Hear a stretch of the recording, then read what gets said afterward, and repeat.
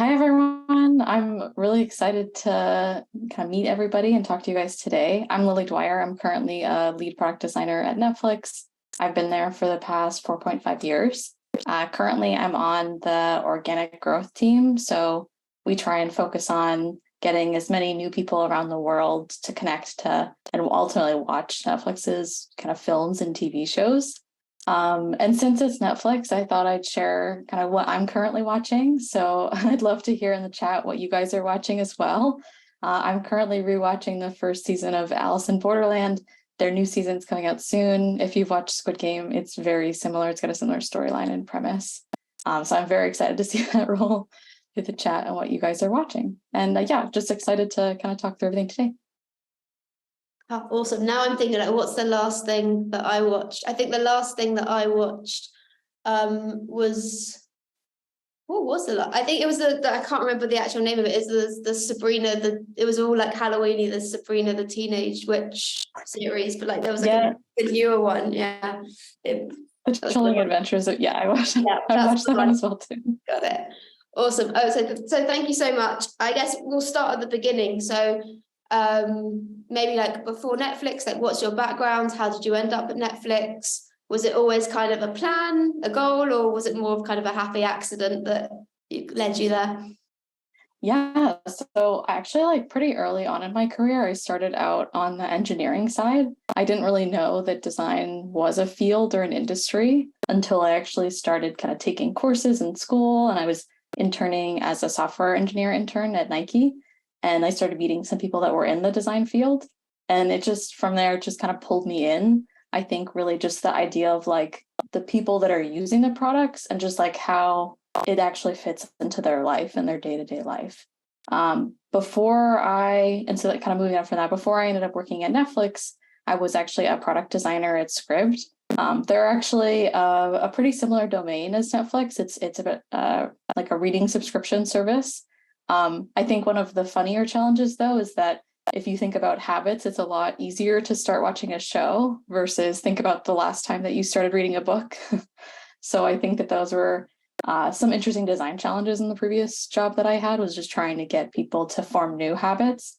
And you still have similar issues with Netflix as well, too. But I always kind of loved exploring that as well. Yeah. Perfect. So I guess let's dive straight into Netflix itself. So part of the team there, like maybe you could give everyone a bit of a view into kind of like what your team does specifically, the size of it, maybe how it fits into kind of the wider organization as well. Yeah, so I think I'll first just break it down into like, how is the Netflix organization broken out in terms of the product? So I'm actually sitting on the growth side. So the team that I'm working on focuses on how do we make sure that we have the right plans and price for somebody that wants to join Netflix, along with making sure that they can use the payment method that they would like to use. There's actually, side note, a lot of really interesting background about payments as an industry as well. So that's kind of one area that I'm currently in. Some of the other areas inside Netflix include, the member experience itself. So that's everything around how they personalize your Netflix experience, how you discover content, how you access help and support. And so we have growth, member. We also have another side of the business, which I really honestly wasn't expecting, which is the studio side of the business. So they're actually creating kind of tools and apps for the people that are actually making the films and movies and TV shows, which is really interesting as well.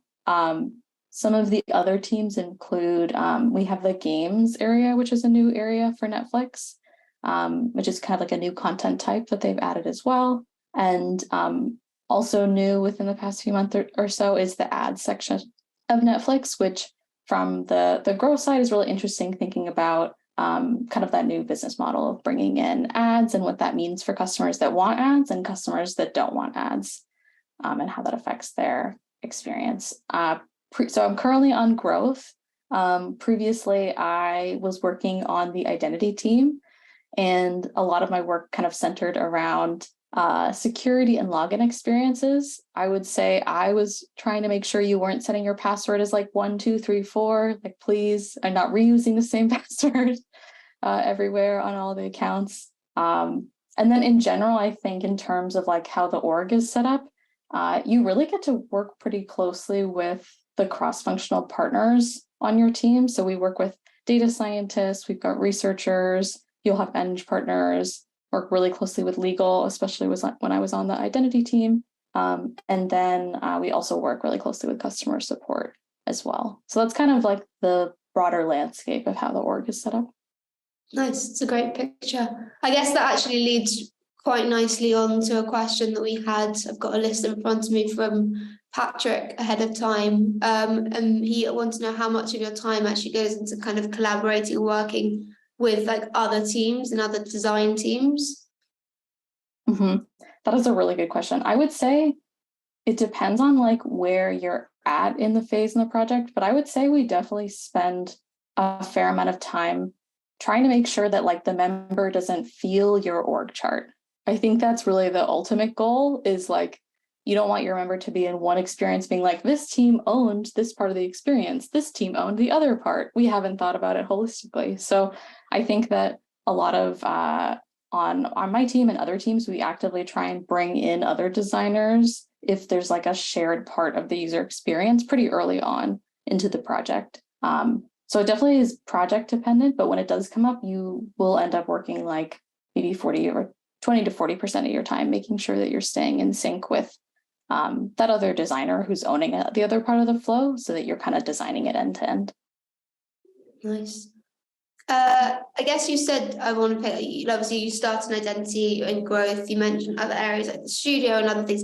Is it quite typical for designers to stay in one team there, or do they tend to kind of move across a little bit?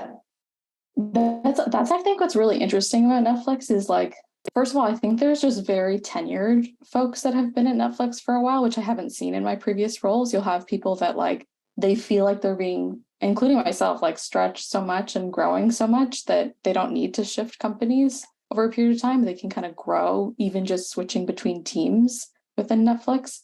I would say that you see some people stay on teams for a really long time, especially if they like really love that product domain area and they like want to become experts. Like one of my coworkers, I was talking about payments. She, I feel like, knows almost everything there is to know about payments at Netflix, and is like a really great resource to just talk and debate about some of those things. But you do, I think what's unique about Netflix is you do really get the support and flexibility to move to different teams if it's the right fit, it's the right time, it fits the business need, and everyone's very supportive about it too, which is really cool.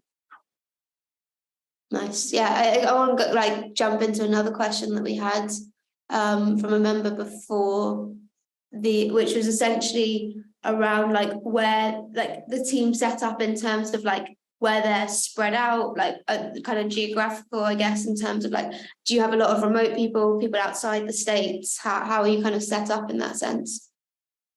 That's a really good question. Yeah, I would say so I'm definitely remote with Netflix, which I really love. So I think that the team itself has a lot of like flexibility. I think the team that I'm on, we have at least like a quarter to a half people are remote, and the people that are in the California area, they might not also go into the office every day. And we do also have people that live in other parts of the world, and I think we're trying to like grow with that as well to make sure that we're kind of designing for more than just the US audience, and making sure that we're trying to kind of, if we're trying to grow and reach new audiences, let's make sure that we kind of include people that are a part of those communities in that process too. Yeah, totally. I think it's changing, like Netflix obviously, but I think generally, I mean, you've been there for a long time. I don't know whether kind of COVID had an influence on that, but I think there's a lot of cognition around like, how do we support remote teams and like around the world? Because I guess Netflix is kind of a special kind of example of like, if you're designing for people, have people that kind of understand it. I think I listened to a talk a while ago with someone from Netflix, and they were talking about from kind of a people cultural perspective. And they were talking about like the Korean anime and how you had designers in the States trying to design for it, and it wasn't nearly as successful as when they actually put teams out there. So it's an interesting point.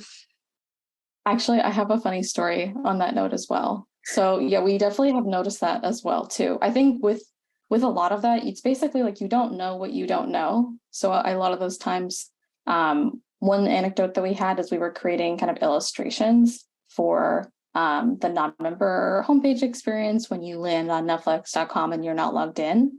And one of the illustrations included like a dog in somebody's house, and it was like talking about watching in your home. And in some parts of the world, you don't have dogs inside the house. They don't come in the house at all. So when we showed those illustrations and we talked to some of our localization partners, they were like, this does not make sense for this region of the world. And I think that was about like 3 or 4 years ago when I first joined. I'd say now we've kind of refined that skill and try and make sure that even really early on in the process, we're getting perspectives either through research, talking with our localization partners or linguists, or even just talking with our local teams and making sure that we're bringing in their point of view. No, I guess that's kind of maybe one example of how things have changed. You've been there for like how has like maybe design specifically at Netflix changed in the time that you've been there? Yeah, I think it's definitely just matured, I think, year over year since I've been there.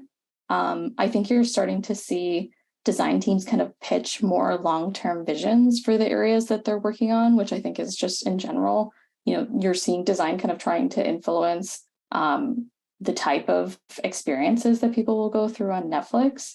And I think one thing that was really great that I've seen over the past 5 years is just that like you find such strong advocates for consumers within the actual org itself. So a lot of the best insights I've found have actually just been like going and talking to our customer support insights teams and them going and doing like chat data mining of some of the top issues for something that I'm like designing or a problem area. Or like I mentioned, I talked about those localization partners. Whenever we're designing an experience, we work with content writers, but we also work with a globalization and localization team, and they help kind of improve the copy so it's actually translated for the region that you're seeing it in. And some of the insights that they've shared as well, I think, have really kind of pushed the design a little bit further. And I think you're starting to see them get involved really early on in the process, being a part of research and sharing some of those insights more early on. And then I think kind of one more kind of foundational layer as well is just like, I think there's more investment in the actual like design system work that's tied with Netflix. I think when I started, that was kind of kicking off, but I think now we've reached a point where we've got kind of dedicated teams to try and organize some of the core foundations that we have at Netflix. So you don't have to like design that button for the 4,000th time, have the engineer rebuild it for the 4,000th time. So that I think has really gone a long way in just kind of pushing the Netflix design further along. Nice. I'm going to put you on the spot a little bit now. So that's kind of what's changed. Where do you see it going in the future? This was a really good question. Yeah, I think one of the big areas for Netflix, as I mentioned, kind of games is a new vertical that they're exploring. So I think there's a lot that we'll kind of see around like how do members respond to that type of content? And then how does the experience either embrace it or not embrace it, depending on if they're even interested? And also, what do games mean for Netflix in general? I think for a lot of people, Netflix has been just a TV show and a film company, and that's what the need that they're getting from Netflix. So as we like continue to experiment, I'm very curious to see where they take the product as well. And then one thing I mentioned kind of earlier on the call where we're talking, Laura, is the Netflix team is actually starting to open up its first kind of design internships, which has been something that I think even when I joined, we were really kind of hoping to push for. So I think they're just trying to start to open up the funnel to people that are in more early in their career, which I'm more excited about because I think that will just bring new perspectives and also just like, I don't know, push our design team even more. So I think those two areas I think will be really interesting to see how Netflix changes. Yeah, I love that.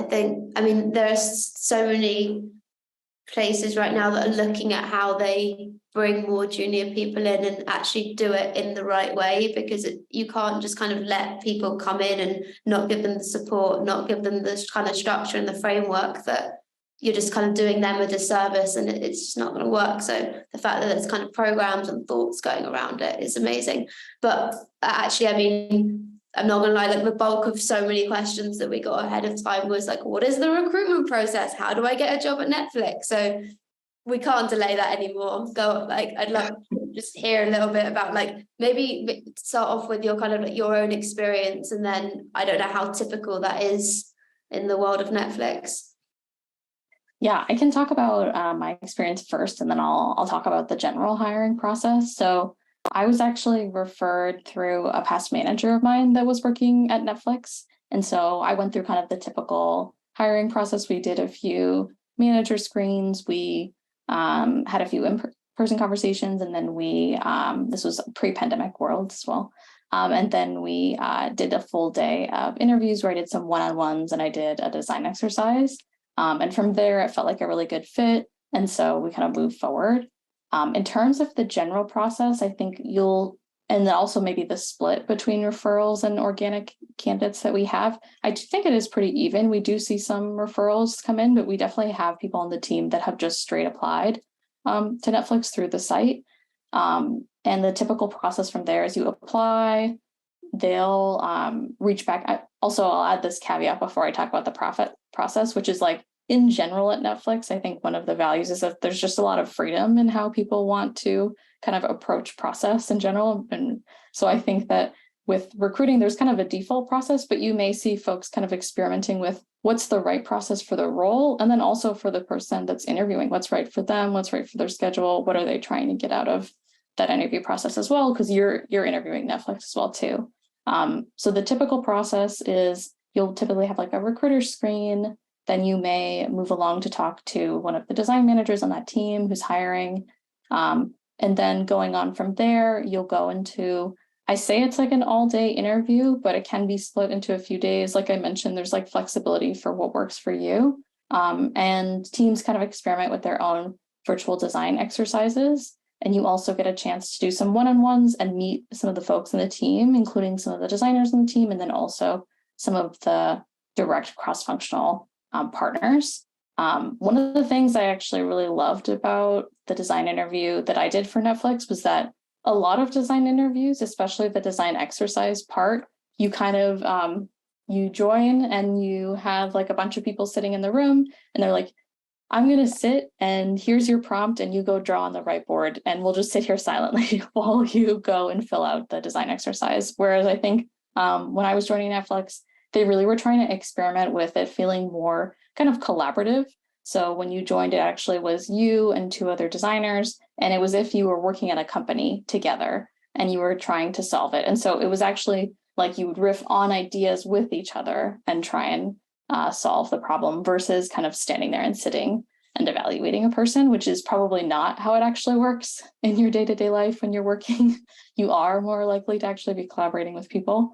So I really love that they kind of continue to experiment with just how to actually find the right fit for the candidate, but not make it feel too pressured, because ultimately it is just a way to see if it works, if you want to join the team, and if it works for you to join the team too. Nice. Do you remember what your exercise was? What problems did you have to solve? I actually can't remember on the top of my head what my exercise was, but I wish I did. Let me see if I remember. I've also done some design interviews for some candidates that we've hired as well. I'm blanking right now, but as we continue through the questions, if I remember, I'll definitely call it out what some of the exercises were. Perfect. I've just seen a question in from Natasha, I guess, pick up. You said something about organic candidates, and she wanted to understand what you meant by organic candidates. Yeah, sorry, we use the term organic. I'm very careful about using the organic and like acronyms. If I do acronyms, please call me out in the chat for that as well. Yeah, organic candidate is just like you apply through the website versus you're referred. The opposite of that would be you're referred to the role by somebody specifically. Great, thank you. Okay, cool. I mean, there might be loads more questions to come in. Please keep them coming in the chat. I will make sure to keep an eye on it. But I think we've spoken quite nicely about kind of high level Netflix, high level teams. I'd love to just kind of dive into kind of more of like project day-to-day stuff as well. So maybe the best way to start is if I could ask you about like a kind of a current or maybe more of a recent, depending on what you could actually talk about. Like it's just something that you're working on to kind of give us a little bit of a flavor. Yeah, okay, I'll talk about something that had launched in around 2020, and then I can give you kind of the full process that was kind of tied to that. So I think right around with the start of the pandemic, we noticed that there were a lot of fraudsters that were trying to take over people's Netflix accounts. And when I say take over, I mean fraudsters would get your kind of credentials on the dark web or in password dumps online, not through Netflix. And then they would log into accounts and they basically would lock you out of your own account, but you would still be charged. So they changed the email on file, they might change the phone number on file. So we saw a really huge spike of this, like early 2020 is what we saw. And so we were getting a ton of customer support contacts about that at the time. And also like people were fairly like reasonably frustrated, like, hello, I'm paying for Netflix. Why can't I actually watch the show that I want to watch right now? So one of the bigger projects that came out of that to prevent that from happening was we added security challenges to help prevent you from being locked out of your account. So we kind of split that project into a few phases.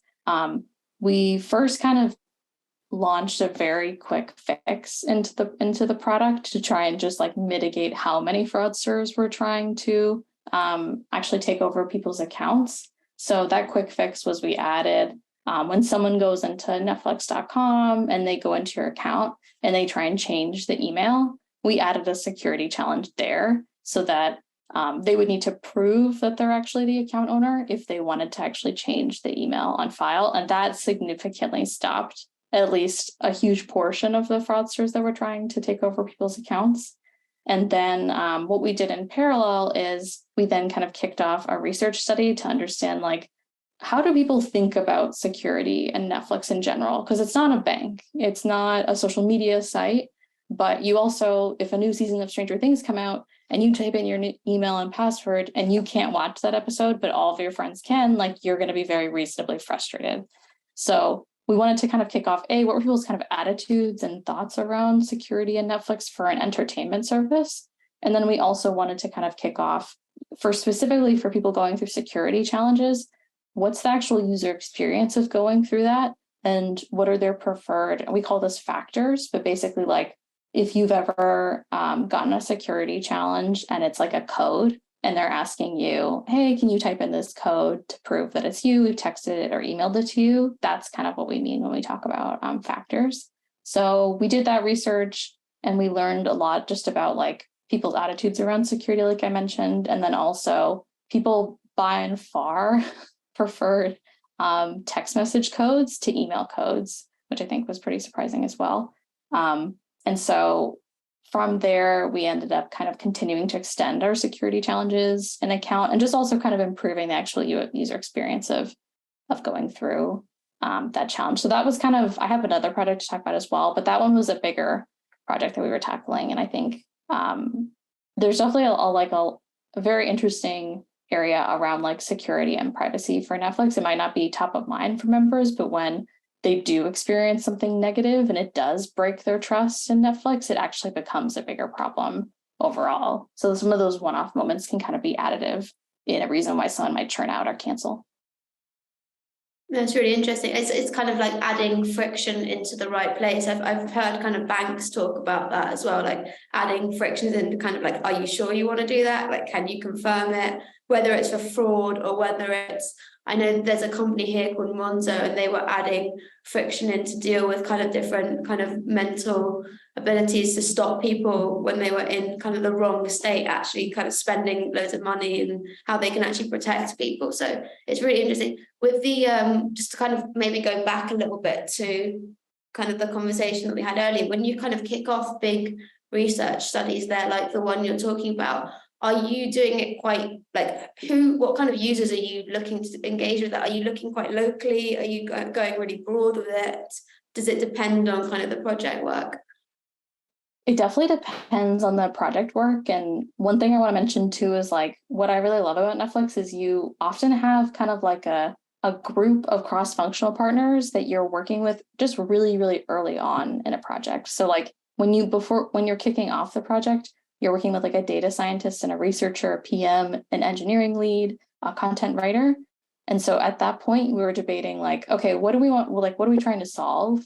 And what's the right way for us to figure out like what information we need to know in order to like start designing and fixing whatever problem we're trying to solve.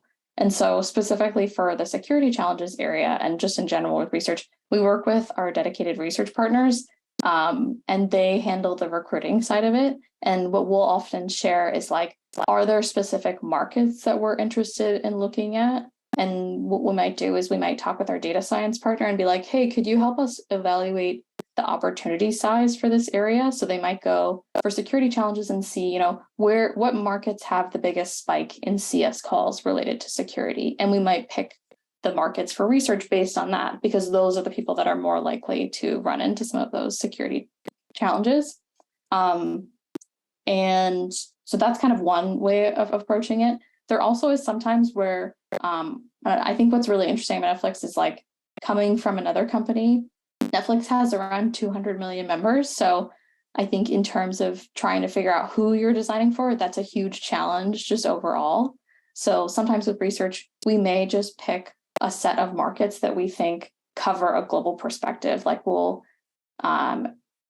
could like optimize based on like how much time we have as well to actually do the research and how much time do we have to field and do interviews as well. But research is honestly one of my absolute favorite parts of working at Netflix, because you actually get the chance to like talk with members and customers and just hear about how it really like fits into their life, Netflix in general, and like how it improves their life in general too. Nice. I think that's the kind of dream of most designers, just be able to talk directly to people. There's so many organizations where there's kind of red tape and you're just like 5 levels away from them, but just to be able to actually get access to them is like massive bonus. I definitely want to hear about the kind of second project, but I'm curious, like you've mentioned a few times now, like continuous like collaboration with other disciplines, data scientists, engineers, product people. How often are you actually working with kind of other designers? Are you typically kind of the sole designer on like one thing, or is there normally kind of a group on there? It definitely depends on the project. The project I'm working on now, which I unfortunately can't talk about, I am paired with another designer for it as well, but you never really feel like you're really isolated in any way, because you also are like working very closely. I think Netflix, this was the first time I had this. We have dedicated content designers for all of the projects that we work on. So I'm like collaborating with them from the get-go. As soon as like the project kicks off, we're meeting and we're talking about what we're trying to solve. And depending on the scope of the project, we'll either have one designer or 2 designers on it. And also just depending on like the bandwidth of the designer that's working on it. Do they think they can take it 100% of their time, or would it be helpful to add other people as well? But we also do kind of like weekly team crits as well, as just like a chance to either like not even necessarily just like critique work, but just share work and talk about high level strategy. And if you're stuck on something, or like, hey, I'm not sure how to approach this. Should I do a huge research project and then do this? Should I try and break it up into tracks? And I'll probably talk about this later, but I think that one of the things that's really great about Netflix is just that people are always willing to like just share advice and ideas if you're ever stuck. I think that there's just always that like willingness to help out, no matter what you're working on. If you're like, hey, I'm struggling with like a visual design challenge. Does this look right? I've stared at this for like literally 2 weeks straight. I can't look at it anymore. Please, someone give me a different perspective. People are kind of always willing to help out and share different ideas and tactics. Nice, love that. I know I keep delaying this second project that we need to hear about, but I've just got too many questions. I guess in the like with the crits, like are those crits just identity teams, growth teams, studio teams, or are they kind of cross team collaboration sessions? We've definitely like over the time that I've been here, each team has really experimented with different approaches. So we have a few different formats. We have on the individual team, you might have a weekly crit as a chance for like, this team has the most context about this area. So you might go there to get like really deep crit and analysis into the user experiences that you're working on. But we also do have some of these meetings called like design shares, where you might have the entire like streaming or member side or growth side be able to share current work and get feedback through that. And then we have these things called design show. I think we're kind of starting to call them strats as well. That's a very common term we use on Netflix. That's also another forum where you can, across the XD org, be able to bring a topic and debate it with everybody that's there, or even just bring a topic for awareness for people to know about that area. So that, I think there's a few different approaches, and they're all, like with Netflix, we experiment with everything in the product, and we definitely experiment with everything within the XD org. And people love being able to just like share feedback, like, hey, this isn't really working for me, this approach, and they adapt and take it and try out different tactics too. I was asked this question yesterday, so I'm going to ask you this question on that note. What have you tried, I guess, if you're experimenting, what have you tried that kind of just hasn't worked for you and like for your teams? Ooh, that is a really, really good question. Okay, just give me a quick second. Put you on the spot with that, sorry.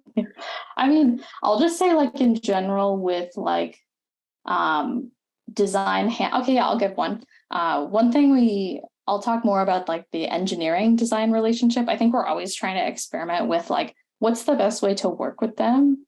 And I think one of the examples is we started to learn that like trying to collaborate early on with flow diagrams with them is honestly one of the most effective ways to bring them in early on. I think for some of my past projects, I like would share a design or a Figma file. At the time, everyone was using Sketch, so we were using Sketch at that time, and there are like 4,000 use cases, and just can't possibly keep track of them with like a huge mega design file. And so one of the things that we started experimenting with is kind of just bringing them into that process of helping us come up when we're creating the flow diagrams to find those edge cases and use cases, especially since there's things you like can't even picture would be edge cases. Like when we were working on security challenges, it was like, what if someone submits like 100 challenges at once? And you're like, that did not even cross my mind that would be something that someone would do. But you often see that with fraudsters and then other people trying to like spam certain endpoints. So I think just like kind of building on that partnership, and I think that like process with engineering and design is something we like frequently experiment with.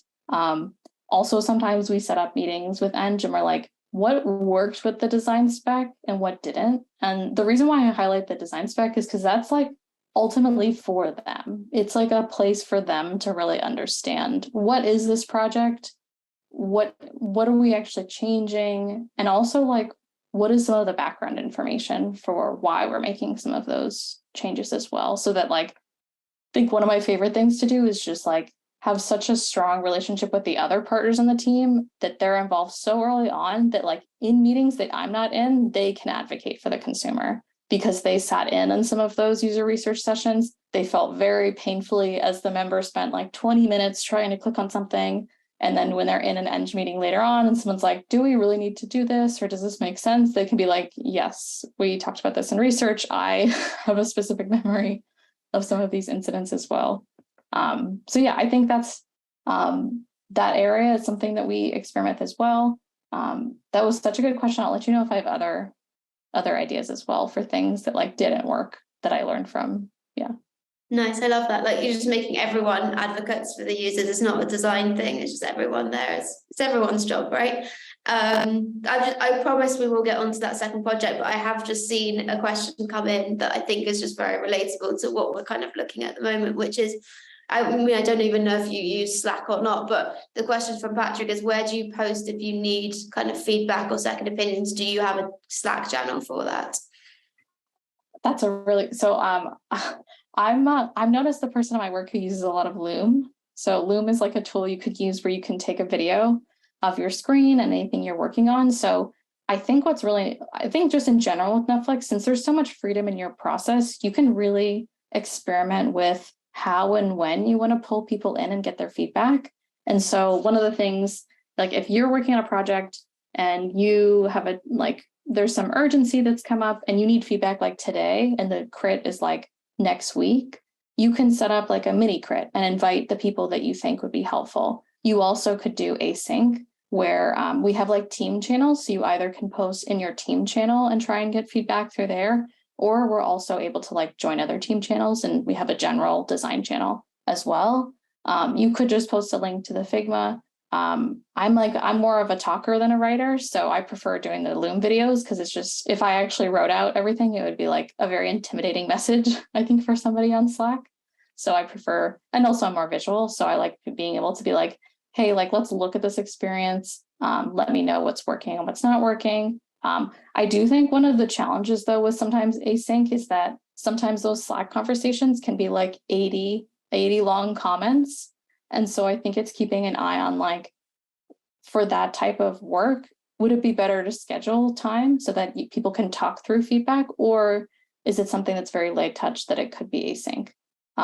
One thing I also said, me and my coworkers were also talking about a few weeks ago, is like, people could also, if you post a video, you could experiment with them giving a video reply as well, just so that they also don't feel contained to have to write just a few sentences about like an incredibly complex flow as well. But then you have to kind of keep an eye on, does everyone have time to watch all these videos? So I think there's a lot of experimenting for like the type of project, the type of feedback that you want, and what stage you're at, and then like the people that you're working with, what works for them, and what's the best way to get feedback out of them too. Yeah, I love it. I'm completely with you. I'm a big fan. Not necessarily Loom, I just record my screen. Although I have found on Slack, you can now actually leave people video messages, which is a game changer, and I can annoy everyone. Just random thoughts, just sending them videos. It's great. Problem is I have to always contain myself, because when I start talking, I can just like, I go down a rabbit hole, and then suddenly it's like a 12-minute video. I was like, no one's ever going to watch this. But no, it's awesome. I mean, let's get to the second project that you were going to talk to us about. Yeah, let me get to that too. Also, I wanted to say, I also have that problem with Slack videos. I think they have like a 5-minute timer or so, and I'll be like talking, and then I'll be like, I have 10 seconds left. Okay, that's going to be interesting to try and close up within seconds. So then I split into a 2-parter if I do.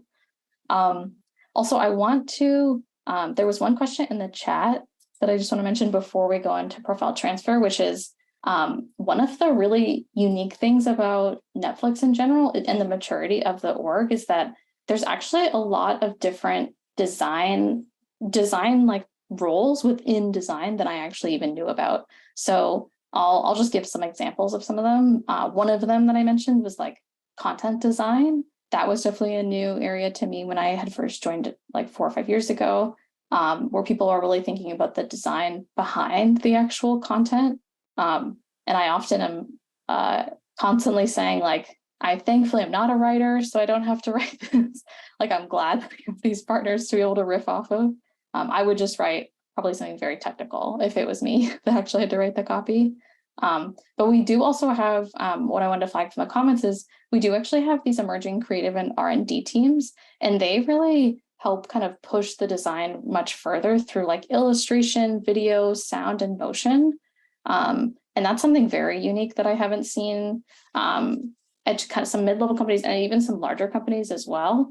And then they love honestly being involved really early on in the project, and you can try and see like, for the type of project and thing you're solving for, do those elements like make sense? Are they additive to whatever you're trying to solve? I have something I'm currently working on. I was going to give an example, but I can't. But there are, like, especially on the member side, a lot of instances where video is really important. And then if you think about on the growth side, we've kind of learned a lot just about like how content influences how people sign up. So I think it's really helpful having those teams. And the last one I want to add too is we have like a design technology team. So if you are more on the programming or engineering side, but you are also very interested in design as well, they leverage tech to just try and push our user experiences even further. So they might work with us if we're doing a research study. They may help build the prototypes that we do. If you're like designing for TV, which is honestly very difficult to do on a laptop computer, because you're like really close to it, you're designing it, you're like, this is so readable. And then you put it on your TV, you're 10 feet away and you're like, I cannot see a thing. Also, because I have bad vision as well. So like if you're in the middle of designing something, they can also kind of work through some of the interaction issues that you may be trying to solve for. Like, hey, is this too many buttons on TV? Could you guys help us see if like what it would actually be like to try and click through the different buttons on here? So you're not trying to like picture it within Figma. And we also have design ops, who are my absolute favorite people, who are like the behind the scenes people who just kind of make everything work. Is how I would summarize it as well. So yeah, that I just wanted to quickly delve on the functions inside design that people like may not know about that are outside of Netflix. Okay, cool. So the next project I wanted to talk about, this is something that actually, and if we have time, we don't have time. The next project that came out is a project called Profile Transfer. So if you think about, this is a very funny kind of background around why we're working on this. So people would kind of call into customer support, and they had been using Netflix for the past like 5 to 10 years, and they were going through a divorce, or they were going through a breakup, or they were moving out of their family's house, and they like, had to lose their Netflix profile, like their entire list, every bit of their watch history. It was all gone just because of like a personal life change that they were going through. And they would call and they'd be like, why can't I keep this? Like, why can't I actually keep my profile when I want to create my own account? So that led to a project we did. We basically gave people the ability to just take their Netflix profile with them whenever they're going through any type of life change that's working for them. So that project was really interesting because we did honestly a lot of research to understand like the opportunity sizing and the motivations behind why someone would want to transfer their profile, and like what are some of the moments where you actually either want to leave someone's account, or as an account owner, you want more control over who's using your account. So we did, I think, like 2 or 3 rounds of designing and usability testing.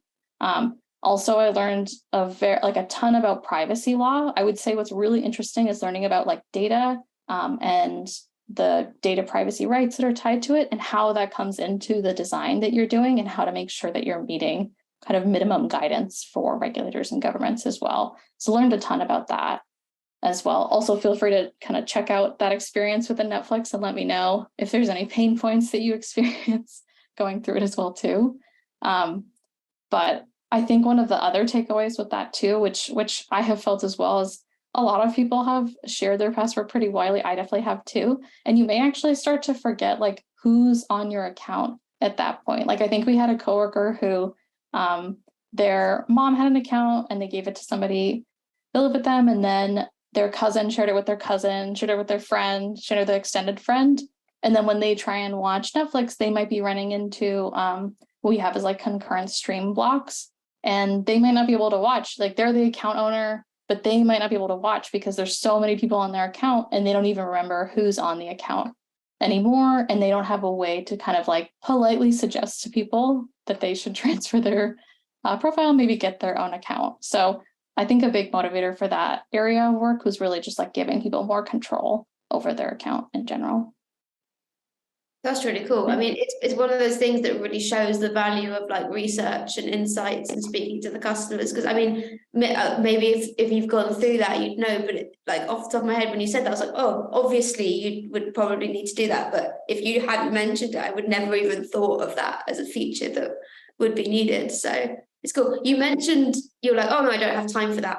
But let's go for it. We've got at least 12 minutes. Let's hear. Okay, yeah, perfect. Yeah. So one of the projects that also kind of came out of that track of work was something we launched, I think actually just a few days ago, which was a project called Manage Access and Devices. So that use case I just mentioned of like, you've shared your account like with so many people, you don't even know from a security perspective who's even logged into your account. We created a place for someone to go into account settings and be able to see all of the devices that are currently streaming on their account, and now giving them the ability to sign out that individual device. So hopefully if they're ever tying it back to that security challenge issue, if somebody's ever get an email being like, so-and-so just logged in from Madrid, Spain. And you're like, I don't know a single person that lives there. You can go to an area of the site and you can kind of log in, log out people, or even just change your password, which would probably be the preferred recommendation. Actually, speaking, just to not to go off on a tangent, but password management is such a fascinating area in general. I think for people, I think through some of the kind of security quals that we've done, I just always love the topic of like habits that people do and habits that they won't change, and how you design around habits that they won't change and be able to still make sure that they can use the product. And so an example of that is there are some people that just like do not want to have password managers. They are happy with the chaos. They're happy with how they approach passwords today. And you kind of have to design experiences around them if they just genuinely don't want to change their habit of how they manage passwords. Like I think we had one person who every time they log out of Netflix, they reset their password when they have to log in. They just like refuse to memorize it. So I think that like the different habits and approaches has been very fascinating when I've been working through some of those. But yeah, we launched managed devices a few days ago, and we already have seen like a lot of people already starting to log people out, because I think they were like kind of itching to log out people that had been on their account for a while that they honestly didn't want to be using or watching Netflix for free anymore with them. Designing for the chaos of people's brains, not an easy one. Yeah, you're giving people a lot of power to just go no and just cut people out.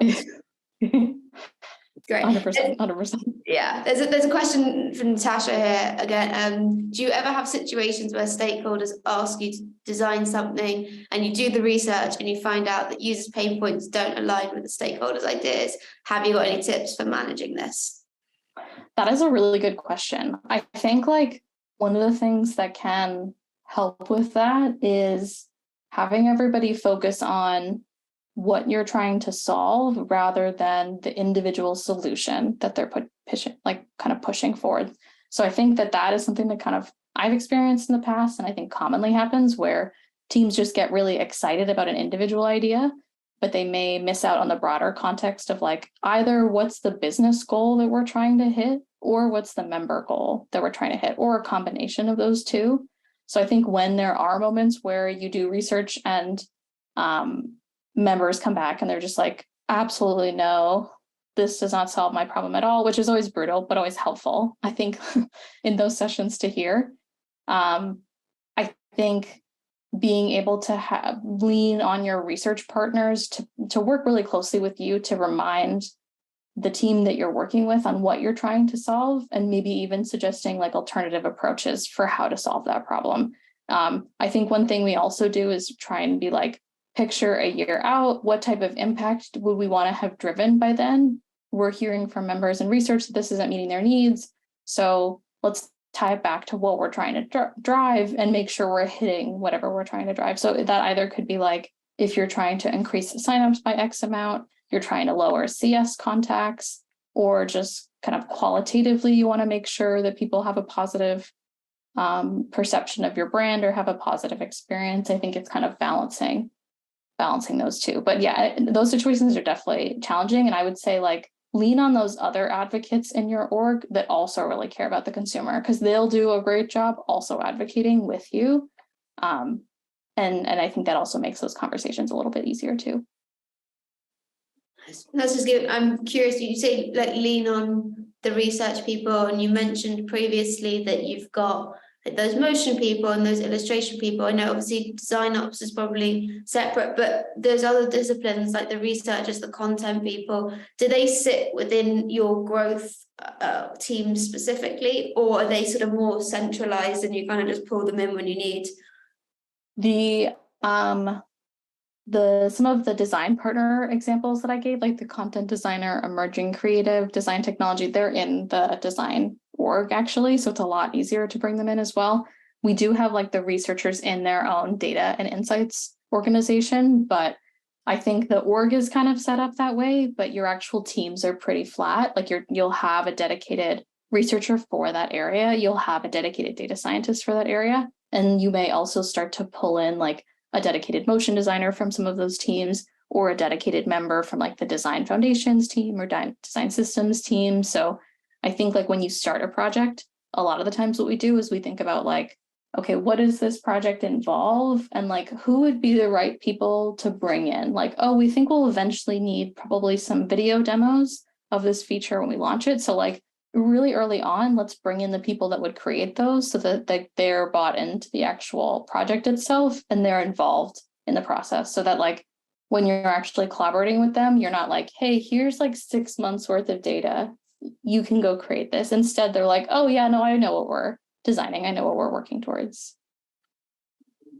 Yeah, perfect. Is it really easy to just kind of pull them in, or is it kind of one of those things? I'm just digging into like the ultimate details out of curiosity. Is it one of the things that like, right, we're going to need it in like 6 months, so let's start planning it now, or is it like we need someone next week, let's just get them in? I would say it's a mix. There are sometimes those fires that pop up and you're like, okay, we need something immediately, and you'll pull someone in. But I would say for the most part, it's more so that like people really want to be involved. I think that's one of the differences from past companies I've worked at, is like people love Netflix and the people that work there like use it pretty frequently. So they have no shortage of ideas, opinions, approaches, and like they want to be involved in some of those early stages in the project. So when you are kind of reaching out to people and being like, hey, is there bandwidth for this person to join the team? They'll like assess, you know, the business priority for that area against other priorities they have. But if you have like a high business priority, they're like very happy to join.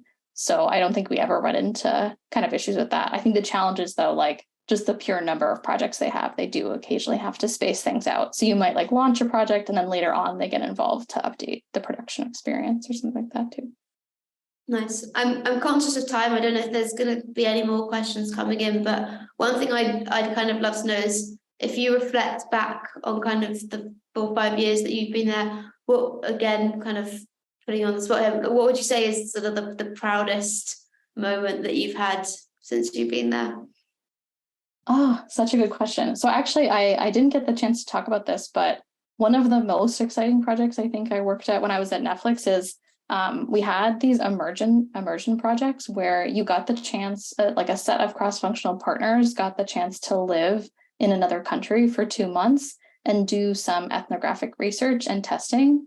So I actually got the chance to pre-pandemic life, sadly, live in Mumbai for 2 months. And we spent the first month like really going to people's homes, you know, seeing how they use Netflix, just finding more about their day-to-day life and how we fit into it, and being able to kind of create concepts and like rapidly, iteratively do usability testing with them as well. So for me, just that like personal experience of getting to live somewhere else, I felt like I learned so much in general, just living outside of the US. But also just getting, like, as I mentioned, talking with members is one of my favorite parts of the job. So that was like a dream, being able to just spend a month just talking to people and getting to know how they use Netflix and what we want to. I think one of our main goals was we were trying to understand how we can grow Netflix within India. So really like what pain points were they running into that was preventing them from either hearing about Netflix in the first place or preventing them from signing up. Nice. That's incredible. I mean, that's a massive perk of a job right there. I mean, yeah, you said COVID, but still, yeah, but things might return to normal.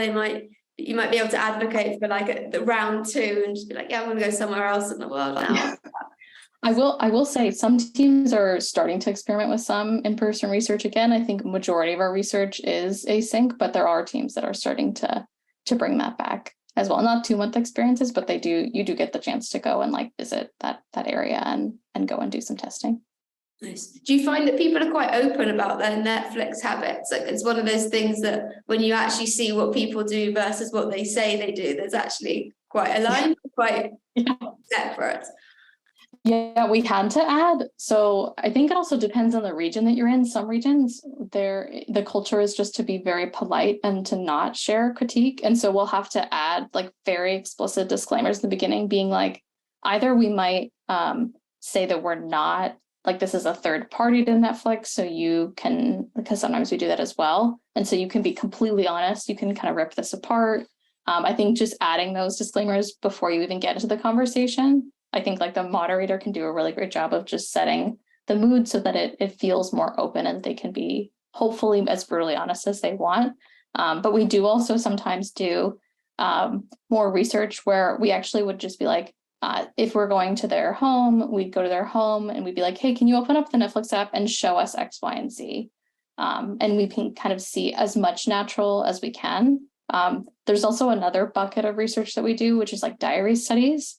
And that I think is probably, if you're trying to get their closest to habits experience, that probably is where you're going to get it. And so what we do is we ask them over a period of time, like a week or a few days, to do some type of activity, record their screen, and then leave some notes about what their experience was and what they were trying to do. And I've seen some, one thing about Netflix is like, it is very like a data informed company. So one thing that's great is when you're starting on projects, there's kind of like a wealth of past A/B testing and past research. So like you never really feel like you're starting from zero, because there's typically has been some teams that have dug into some of those areas. And so I've also checked out some past Dwyer studies, and it's very fascinating seeing what people share and what they feel comfortable sharing. There will still be that element of, I think, privacy, but we definitely have had people be pretty honest and brutal in a good way in some of the research that we've done.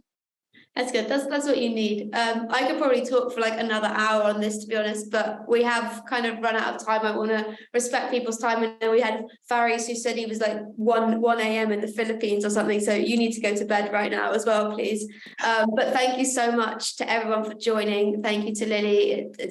I've really enjoyed myself. Thank you. I hope people will enjoy it too. I know Lily said that she'd be very happy if anyone has more questions or wants to chat to reach out to her as well. But yeah, just thank you so much to everyone. Hope you have a great day, evening, wherever you're from or coming from. And I hope to see you again at the next one. So thank you. Thanks, everyone.